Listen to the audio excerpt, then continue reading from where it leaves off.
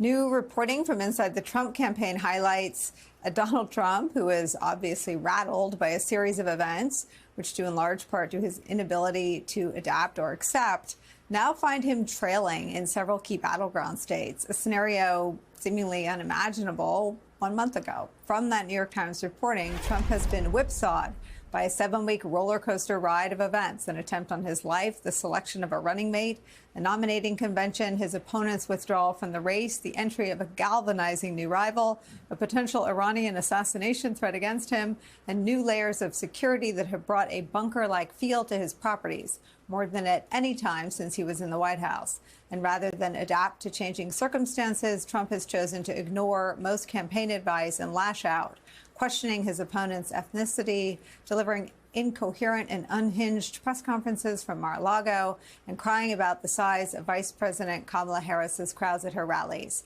Now his campaign is worried about carrying even in the state where his running mate serves as senator. Quote, 2 private polls conducted in Ohio recently by Republican pollsters show Donald Trump receiving less than 50% against Ms. Harris in the state, according to a person with direct knowledge of the data.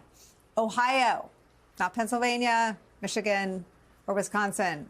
They are now worried about Ohio. Joining our conversation, editor for The Plain Dealer and Cleveland.com, Chris Quinn is back with us. Eddie and Claire are here. When I saw this reporting in the New York Times, I thought about your reporting and the things you've shared on this program. I thought of you instantly, and I'm so happy to have you. Do you think they're going to be looking over their shoulder in Ohio, Chris? I hope so, but I do have to say, this is a rabbit hole that I fear to go down. The last 2 elections, all the polling showed it was close, and we reported it. We participated with Baldwin Wallace University in the polling, and it all turned out to be way off. He won by 8 points both times. We've stopped reporting polls. Baldwin Wallace has stopped doing horse race polls because they're so unreliable. I say all that, though, as somebody who lives in this state and has been here for 28 years. And I do think this is not a state that embraces the hateful invective you get from Donald Trump. You just had a conversation before the break about the exuberance and the joy you're seeing in the Democratic ticket. And after 8 years of all this anger, I do get the sense Ohio is tired of all of that, does want to like their candidates again. They're decent people who live here. So I'm in a small minority of people who watch it in Ohio who think it could happen, but I would never base it on polls because they've been so wrong for so long. Well, and Chris, I know from working on campaigns that sometimes it's not that you necessarily think you're going to lose a state. It's that you have to go and protect it.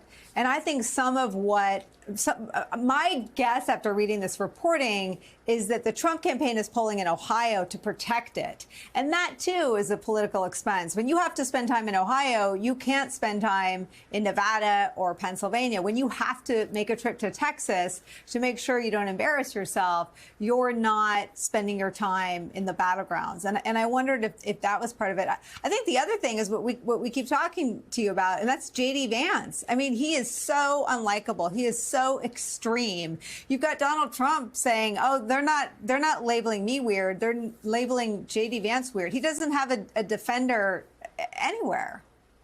We don't see J.D. Vance a lot in Ohio. He's everywhere else but Ohio. You know, it's interesting you say about coming here to guard it, because we've been talking about doing a story saying for the first time in many decades in all of our lifetimes, Ohio doesn't matter. That no one will come here. We won't get the advertising. We've been bombarded by all the visits and the advertising for years.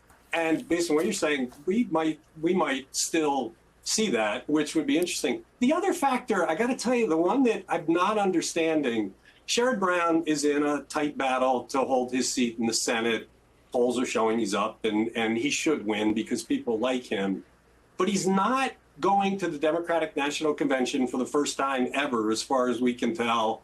And we don't see him embracing the Democratic ticket. And I would have thought, because of what we're seeing elsewhere, he'd want them to come here and barnstorm the state to try and capitalize on that energy. But he's running almost apart from the Democratic Party. And I don't know how that plays out on Election Day. Ooh, Claire McCaskill wants in on this. Yeah, Chris, this is Claire McCaskill. Do you think that Sherrod is just trying to make sure the race doesn't get nationalized? I mean, so much of his popularity is based on who he authentically is and has always been. He was a populist before J.D. Vance was even saying it out loud. He had been working for the folks who take a shower after work for as long as he's been walking the planet. So do you think this is just him trying to decouple from the national polarized politics? Because I frankly think it's not going to be shocking to see Kamala Harris and Tim Walz come into Ohio, as far as I'm concerned. And I don't think you're going to have to worry about whether or not Trump shows up. I think they're going to have to show up before this is over. Yeah, we love when that happens. I think what really is governing Sherrod Brown's moves are what happened with J.D. Vance's election. J.D. Vance really had no business winning that election. He was virtually unknown, and he was running against a pretty well-known candidate in Tim Ryan, a regular kind of guy like Sherrod Brown, and he got beaten. What was it, by 6 points? It wasn't nearly what the rest of the Republicans in the state won by. I think Brown is a little bit afraid of that. But the game has changed. Look, if the Democratic ticket comes to Ohio and barnstorms the place to try and force Donald Trump to spend time here, I do expect Sherrod Brown will be up on the stage with him. He's not going to shun the ticket. It's just there's an energy in the land right now that he could use. But maybe you're right. Maybe he's staying quiet. He didn't think there'd be national campaigning here because we're considered a red state. Why draw that attention?